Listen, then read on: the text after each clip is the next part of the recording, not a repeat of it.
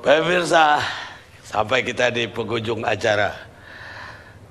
Saya kasih sebentar ke PKS. Makasih Bang Karni. Mungkin ini kesempatan terakhir untuk PKS memberikan pandangan ya dari sejumlah tadi pernyataan-pernyataan.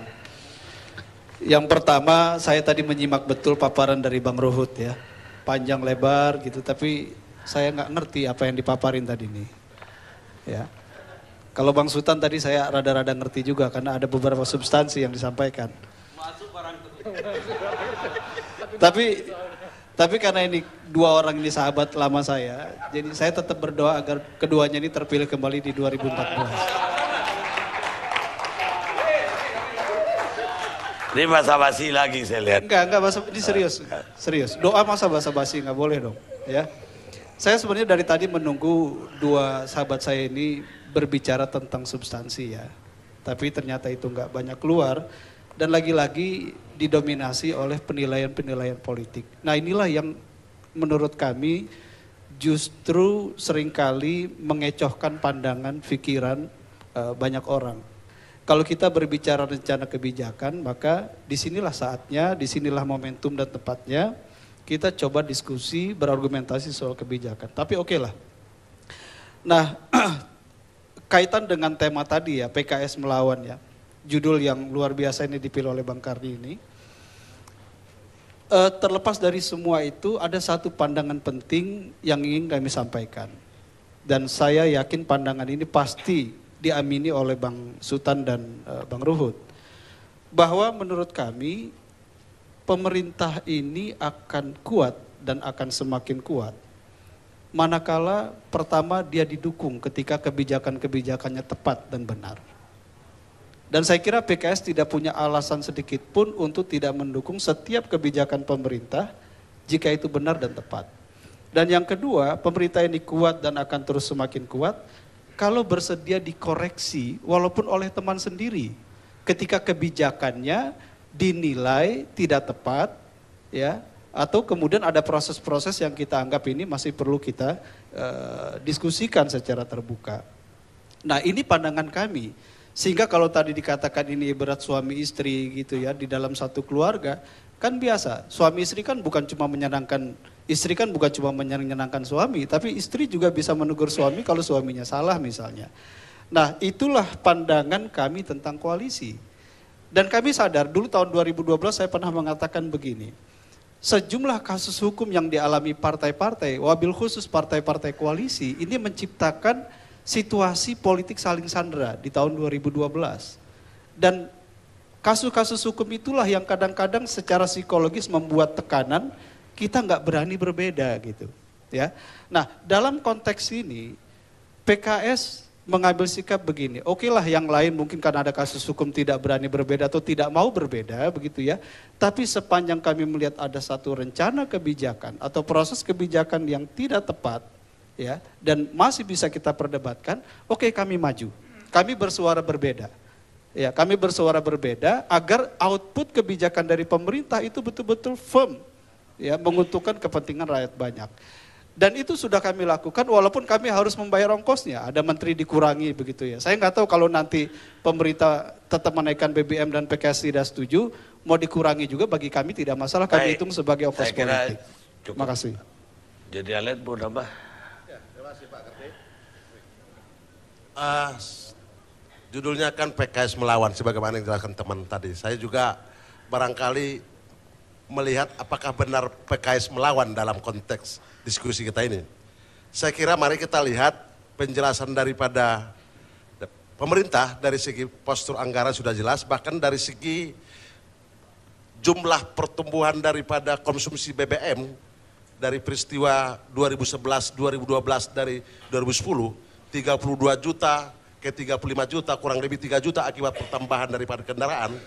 Pada 2011 menjadi 40 juta,7, naik 5,3 juta, sehingga terjadi ada 2,7 yang diselewengkan bukan akibat pertumbuhan daripada kendaraan. Demikian juga pada posisi 2012, LKP pemerintah 45,6 juta kiloliter, sehingga ada penambahan kurang lebih 6,7, di mana pertumbuhan kendaraan sekitar 3 juta. Apa yang saya maksud di sini, PKS pun sebetulnya mengetahui betul bahwa dengan disparitas harga yang begitu besar, konsep apapun di dalam pengawasan, karena bagaimanapun ini barang bebas, barang dunia, sehingga dalam hal ini mudah-mudahan dalam katakanlah penetapan APBN yang kita sedang bicarakan di DPR sekarang, saya kira PKS tidak mungkin melawan karena pemerintah dan juga adalah bagian dari PKS, bahkan Menteri Kominfo pun juga ikut mensosialisasikan bahwa pemerintah untuk mengurangi subsidi BBM adalah merupakan kebijakan yang lebih baik untuk kepentingan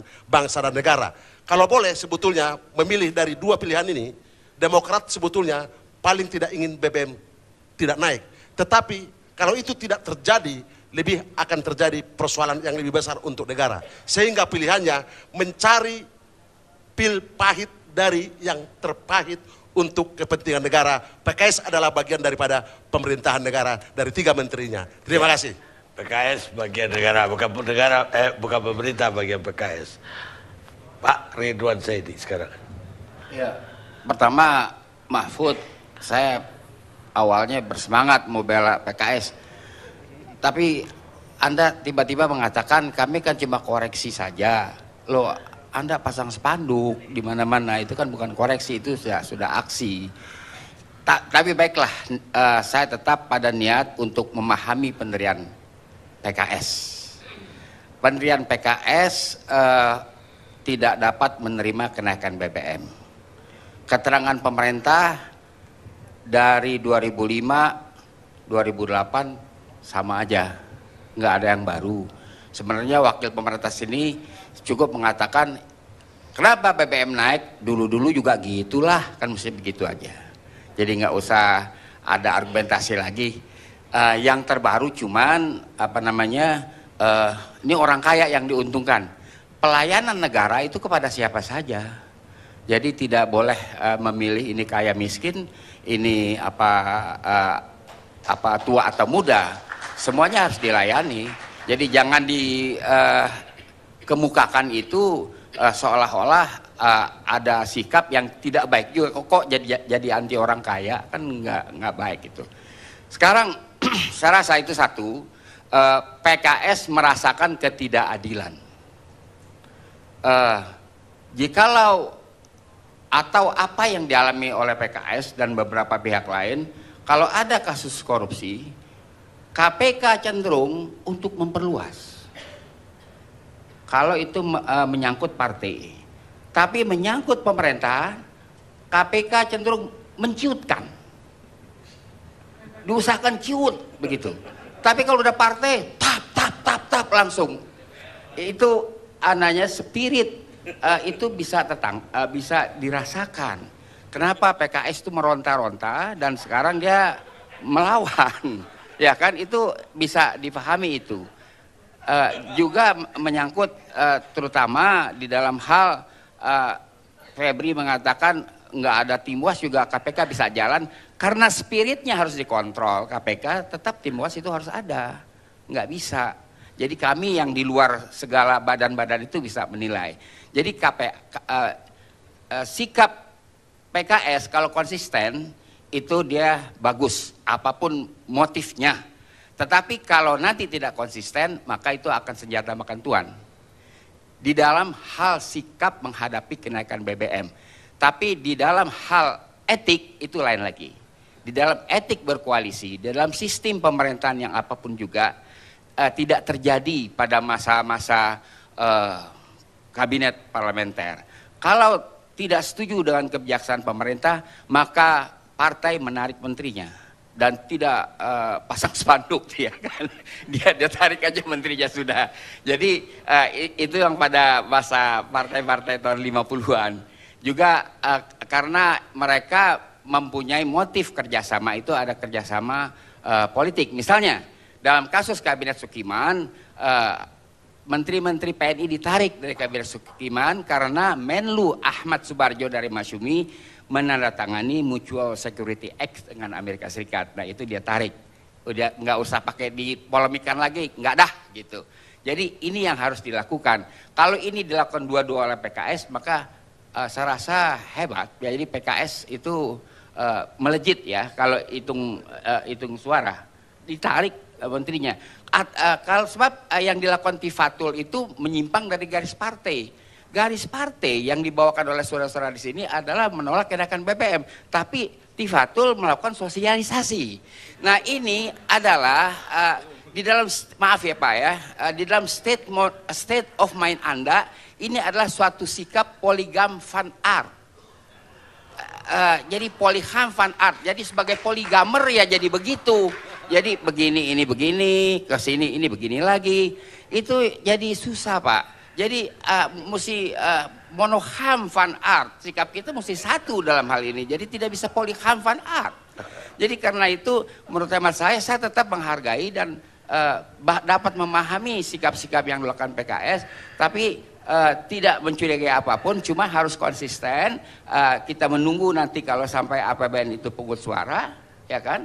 Kita mengharapkan PKS sesuai dengan sikapnya, yaitu menolak kenaikan BBM, karena memang saya rasa apapun alasan mau dibuat, pengkor lah rakyat itu udah pasti dengan kenaikan BBM. Buruh pengkor pasti karena ojek akan naik. Jadi itu pasti pengkor ya, nggak bisa enggak lah, mau ditutupin bagaimana juga. Saya kira itu saya tetap sayang kepada kawan-kawan dari PKS, lillah wa fillah saya memberikan pandangan. Ya kan? Terima kasih.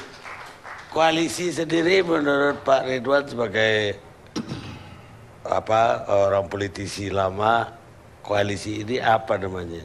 Koalisi ini adalah bagian daripada politik sebagai industri. Apa itu? Politik sebagai industri tadi sudah dikatakan, ada ekonomi politik, ada apapun. Jadi orang memandang dari profit, cost and benefit analysis. Bagaimana cost-nya berapa, benefitnya berapa. Karena sudah terlanjur. Kalau kita lihat politikus zaman sekarang selalu mengucapkan kata-kata kita sebagai stakeholder, semua bahasa-bahasa bursa saham dia pindahkan sebagai leksikografi politik. Jadi karena itu ini dilihat saja sebagai satu proses industrialisasi politik. Koalisi bisnis dong. Kurang lebih. Ya, pertama makasih tadi Bang Karni klarifikasi mensrea, karena tontonan ini jangan lupa ini satu-satunya diskusi yang ditonton dari tukang sapu sampai saya bukan menghina mereka, tapi saya sendiri dari tadi nggak ngerti mensrea itu apa. Nah, oke, yang kedua, saya setuju teman-teman, mestinya ini Pak SBY membuktikan dengan 60% keterpilihan itu, saatnya membuktikan bahwa itu bukan desas-desus, bahwa itu memang suara sah. Saatnya membuktikan, buktikan saja, naikkan BBM, nanti kalau DPR macam-macam atau apa, pasti rakyat akan ngebela. Tapi rakyat kita itu secara budaya mudah kagetan. Kalau misalnya nanti dibuktikan Pak SBY langsung ambil keputusan naik BBM karena berdasarkan 60% suara itu, dia bisa dikultus individukan. Itu sudah terjadi pada Jokowi. Dengan segala hormat pada Pak Jokowi, sekarang Sara tambah satu, Sarawi, suku agama ras antar golongan Jokowi. Ngomong Jokowi sekarang dilawan banyak orang Pak, nggak bisa dikritik udah. Itu kritik saya kepada masyarakat. Dengan saya hormat pada Pak Jokowi, tapi sekarang udah hampir jadi nabi.